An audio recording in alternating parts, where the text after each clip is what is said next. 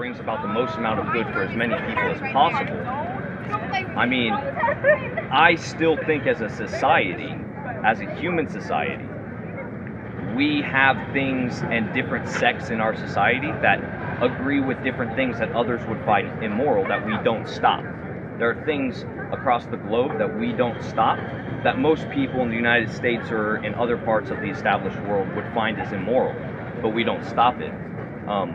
But it's because they don't find it immoral. That's what I'm saying, is if there's other people that don't find it immoral because of how they were brought up and how they were raised in the society that they were raised in, even if it's something small, if we can't all agree on the same morals objectively, then there's no such thing as objective morality in total.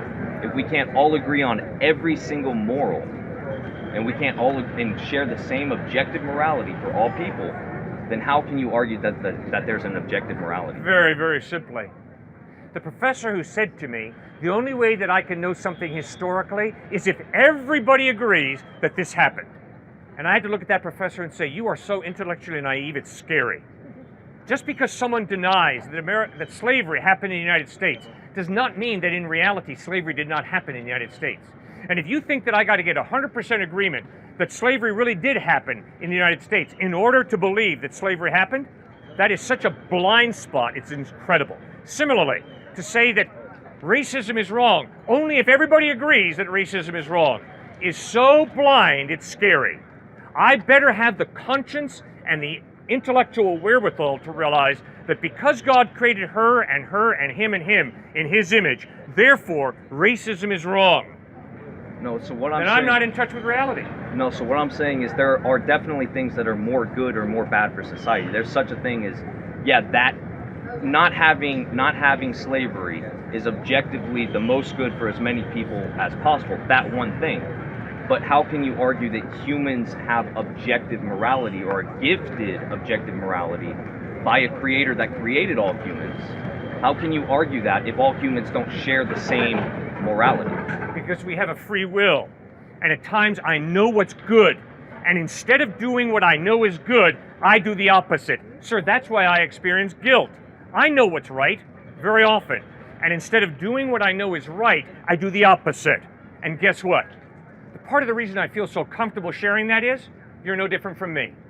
At times your conscience tells you that is good, and instead of doing that, you do the opposite. And then by golly, you experience guilt. Bravo.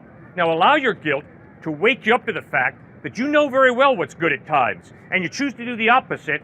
Therefore, you have to answer to somebody. You answer to God. Therefore, ask him for forgiveness. Ask Christ for forgiveness for the wrong that you've done. And don't just blame somebody else or rationalize your guilt away. Nobody's saying that you blame somebody else. You obviously own up to We do your it all own the guilt. time. Yeah, we blame sure. other people all the time as a human race. People definitely do, but that doesn't mean that there's a God that you can give your No, forgiveness it means that there are real values that I understand, be I atheist, agnostic, Christian, Buddhist, whatever. And I violate my conscience by doing that which I know is wrong. It happens every day to every single one of us. But there aren't real values. There aren't values. There are values that are best for as many people as possible. That's what I've said. Fine. So I smack her in the face. You ask me, hey, Cliff, why'd I do that? And I say, because I felt like it.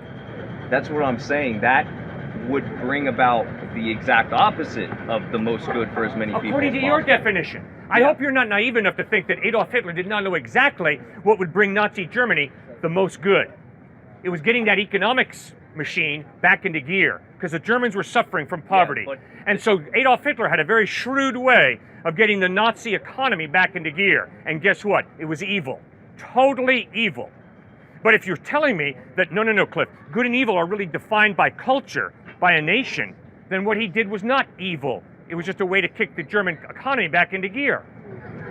Okay, so what Nazi Germany did, you just said it was evil, so that definitely does not bring about the most amount of good for as many people as possible. I feel like I have to repeat myself 7 times. Well, I gotta feel like I gotta straighten you out, sir.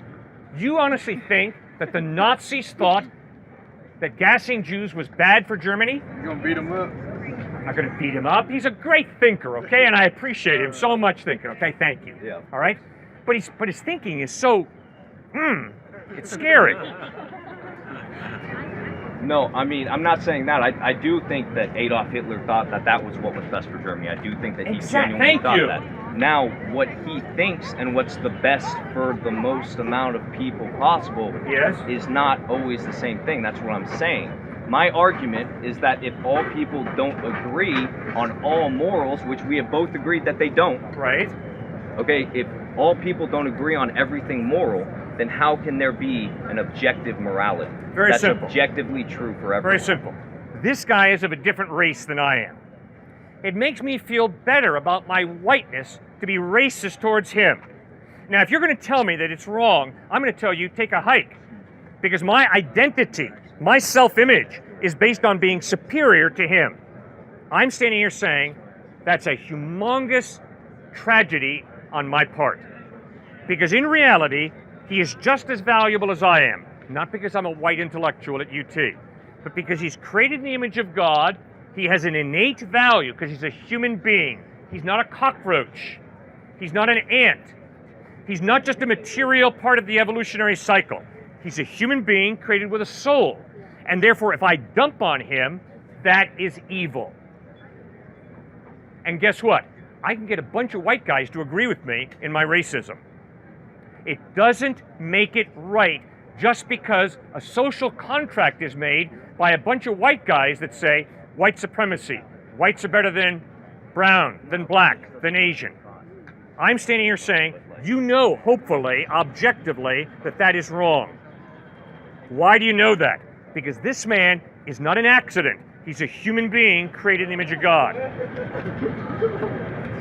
Okay, yeah, I mean, I'm still falling back on the same thing that I've had to say 7 times, which is that, yeah, if you're racist and you have a group of your racist buddies that all agree with you, that still also being racist does not bring about the most amount of good for as many people. It's a utilitarian approach to morality. That's what most people kind of agree with. Most people. That doesn't make it objective. Objective truth is something that is true for all people. That's an objective truth. Yeah. So you have even said that all people do not agree on morality. So there is not an objective morality. Yes, there is.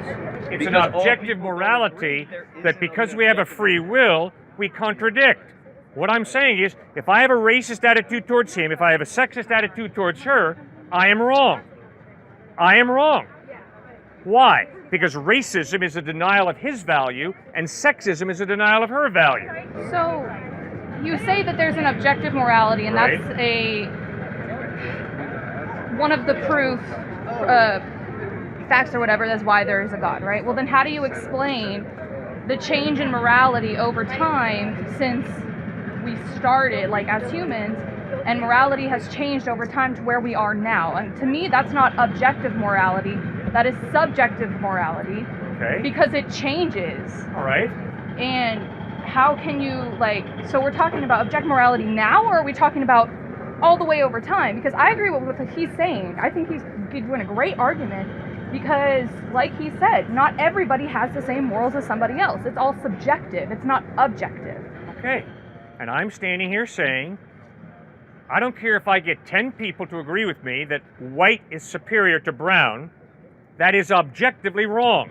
I don't care how many people believe it.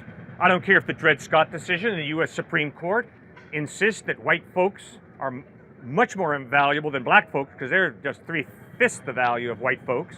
I don't care if the U.S. Supreme Court says it. I don't care if the culture says it. I don't care if the majority of students at UT Austin say it. There is an objective justice, value of justice. And you know that and I know that when you critique what's wrong. But then how do you explain the unfortunate past that we have where people did believe that and that was on their morals, even though it's wrong, we know that it's wrong. Right. It still was how they thought and how they believed back then. And so I'm asking you, how does this objective morality apply to now, past, and future? Good. Because in terms of God and religion, he's overseen all of this time, all of this everything, and he's watched all these humans and had a hand in playing all of this. So how does your objective morality point stand for past, present, and future? You bet. How is it not subjective? God's character is holy and just and good. God created. Therefore, the 10 Commandments are not the 10 suggestions. Murder is always wrong. Past, present, future. Adultery is always wrong. Past, present, future. Lying, always wrong. Past, present, future. Stealing, always wrong. Past, present, and future. And when we human beings murder, commit adultery, lie, steal, past, present, and future, we are violating the value of justice that has been created and defined by a good, consistent, holy, just God. He's given us consciences, and past, present, and future. I don't care if it's Cain and Abel. I don't care if it's somebody who murdered Gabby Petito. And I don't care if it's someone who murders in the future. Murder is absolutely evil. Not because I'm a brilliant, white, liberal intellectual. No. It's because God has created all people with intrinsic value, innate value. That's why murder's wrong.